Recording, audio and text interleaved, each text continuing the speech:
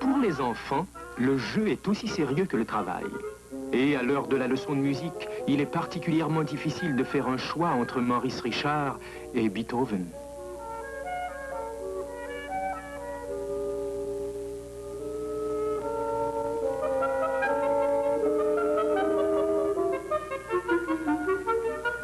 Le professeur de piano doit d'abord être mis au courant des aptitudes de son élève.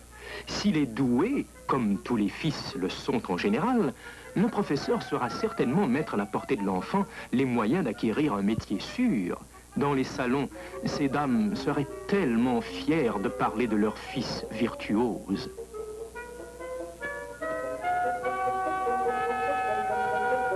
Hélas, tout le monde n'a pas l'étoffe d'un Rubinstein.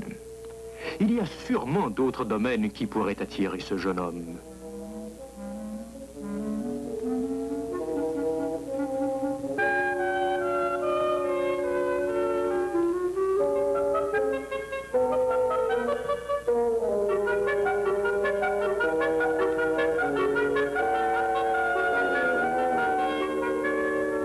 L'amour de la profession demande quelquefois beaucoup de patience.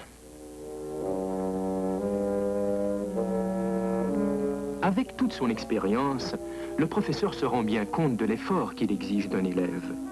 L'étude de la technique, du rythme, de la forme, la bonne entente entre le phrasé et la ligne mélodique, tout cela ne s'obtient pas en 2 temps, 3 mouvements.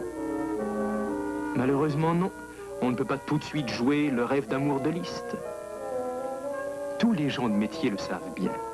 Il faut d'abord contrôler le bruit, ensuite ordonner les sons, pour enfin rejoindre la beauté de la sonate la plus équilibrée ou le charme de la plus attendrissante des ballades.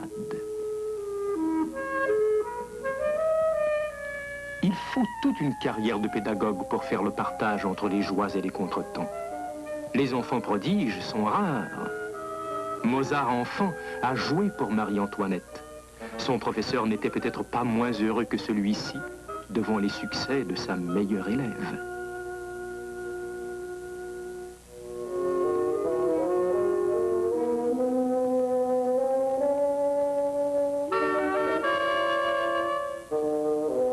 Cette dissonance est hors de propos, jeune homme. Nous n'étudions pas encore Debussy.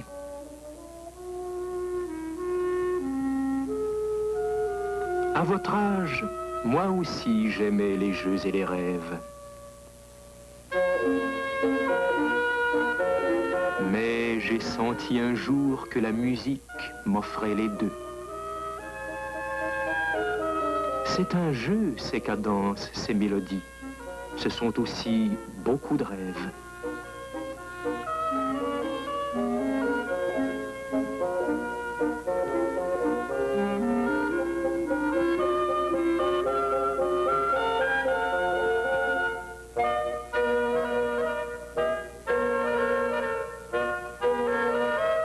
Comme vous, j'ai joué au hockey. J'aimais le grand air, la liberté.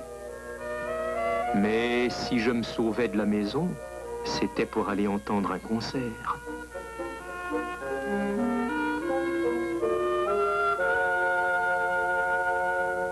Ah, salle vide.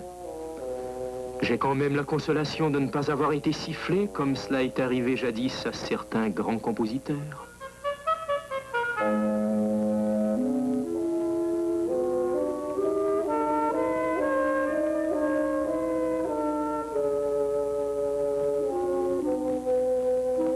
Dans l'histoire de chaque professeur de musique, il y a des recommencements. Un nouvel élève est un mystère à découvrir.